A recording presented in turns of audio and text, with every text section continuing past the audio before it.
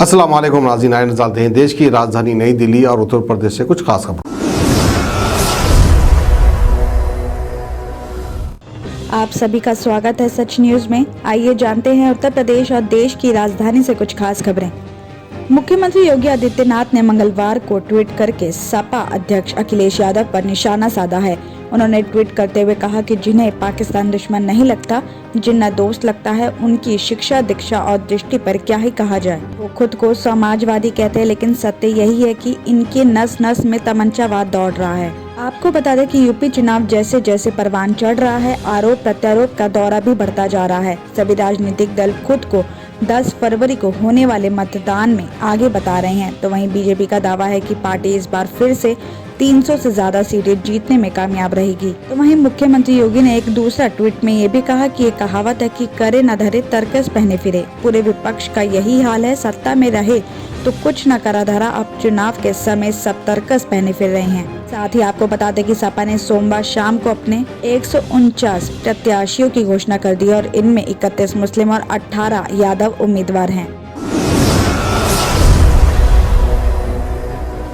राजधानी में पश्चिमी विक्षोभ की सक्रियता खत्म होने के बाद अब कड़ाके की सर्दी का दौर शुरू हो गया है। मंगलवार को गाजीपुर मंडी और सराय काले खां के साथ ही कई इलाकों में शीतलहर और घने कोहरे के बीच लोग अलाव की मदद से ठंड दूर करते दिखे। मौसम विभाग ने अगले 2 दिनों तक येलो अलर्ट भी जारी करते हुए सर्द दिन रिकॉर्ड होने की संभावना जताई है। तो वहीं हफ्ते भर तक कड़ाके की सर्दी से राहत मिलने की उम्मीद नहीं है। मौसम विभाग के मुताबिक हवा में नमी का स्तर ज्यादा और पारा कम होने की वजह से सुबह सड़कों से लेकर हवाई पट्टी पर मध्यम स्तर तक का कोहरा दर्ज किया गया है। साथ ही आपको बता दें कि न्यूनतम तापमान सामान्य के बराबर 8 डिग्री सेल्सियस दर्ज किया गया। तो सुबह के समय हल्की धूप छाई रही, तो दिन में बादल छाए रहने की वजह से सूरज देवता के दर्शन भी नहीं हुए और इस वजह से दोपहर में ही लोगों ने ठंड से बचने के लिए हीटर और अलाव का सहारा लिया। आपको बता दें कि मौसम विभाग ने अगले 2 दिनों के लिए राजधानी में कड़ाके की ठंड के बीच येलो अलर्ट जारी किया है और मंगलवार को अधिकतम तापमान 16 और न्यूनतम तापमान 7 डिग्री सेल्सियस तक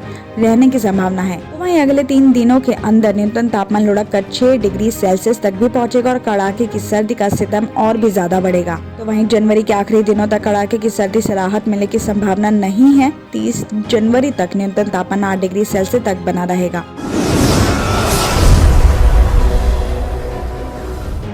दिल्ली में हर साल की तरह इस बार भी गणतंत्र दिवस के दिन से एक दिन पहले मुख्यमंत्री की तरफ से ध्वजारोहण किया गया और इस मौके पर मुख्यमंत्री अरविंद केजरीवाल ने परेड की सलामी भी ली और फिर जनता को संबोधित भी किया। और इस शुभ अवसर पर सीएम ने जानकारी दी कि जल्द ही दिल्ली में कोविड के प्रतिबंधों को हटाया जा सकता है। केजरीवाल ने कहा कि बीते 10 दिनों के अंदर संक्रमण दर घटकर 20% पर आ गई है और आज दिल्ली की संक्रमण दर 10% रहेगी, जो 15 जनवरी के मुकाबले बहुत कम है, क्योंकि तब राजधानी में संक्रमण दर 30% पहुंच गई थी। और ये सब इसलिए हुआ है क्योंकि दिल्ली में लगातार वैक्सीनेशन हो रहा है। केजरीवाल ने ये भी बताया कि हम जल्द ही कोरोना के प्रतिबंधों को हटाकर लोगों की जिंदगी को सामान्य रूप में ले आएंगे और हम इस दिशा में हर कोशिश कर रहे हैं। इसके साथ ही केजरीवाल ने ये भी कहा है कि आज हम प्रण लेते हैं कि हर बच्चे को बाबा साहब अम्बेडकर के सपनों की शिक्षा प्रदान करेंगे।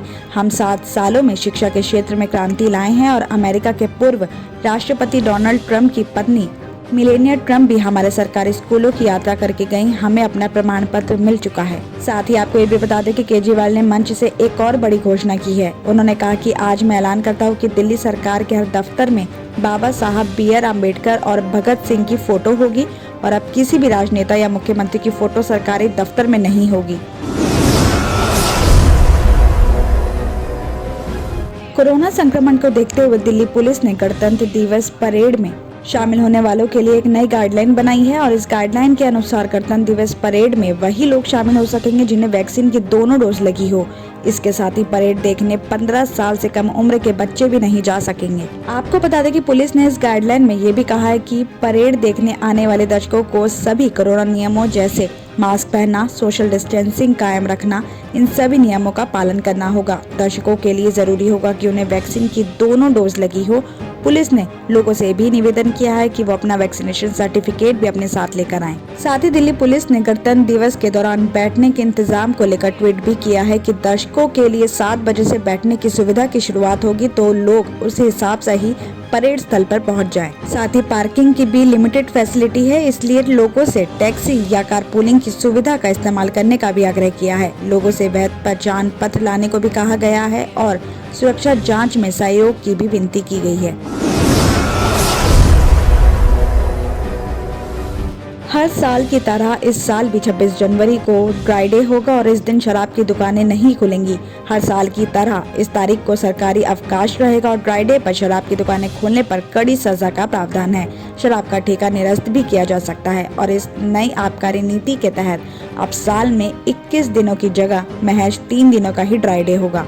आपको बता दें कि दिल्ली सरकार के आबकारी विभाग की तरफ से जारी एक आदेश में कहा गया है कि लाइसेंस प्राप्त शराब की दुकानें गणतंत्र दिवस यानी 26 जनवरी, स्वतंत्रता दिवस यानी 15 अगस्त और गांधी जयंती यानी कि 2 अक्टूबर को बंद रहेगी। कहा गया है कि इस दिन शराब की बिक्री पर प्रतिबंध होगा। हालांकि आदेश में यह भी कहा गया है कि सरकार की तरफ से दूसरे दिन भी ड्राई डे घोषित किया जा सकता है। तो वहीं इस पर प्रदेश बीजेपी प्रवक्ता प्रवीण शंकर कपूर ने कहा कि दिल्ली में शराब के ड्राई डे 21 दिन से घटाकर 3 दिन कर दिया गया है और इससे साफ जाहिर हो गया है कि मुख्यमंत्री अरविंद केजरीवाल नशे को प्रोत्साहन दे रहे हैं। नशे को प्रोत्साहन देने वाली सरकार की छवि प्रमाणित हो गई है। कपूर ने आगे ये भी कहा कि दिल्ली में सभी धर्मों के उत्सवों त्योहारों पर शराब की बिक्री पर नहीं होती थी, जिसे ड्राई डे कहा जाता था और आज सभी ड्राई डे खत्म कर दिए गए हैं। सरकार को किसी भी धार्मिक भावना के लिए सम्मान नहीं है, जो बीजेपी इसकी कड़ी निंदा करती है।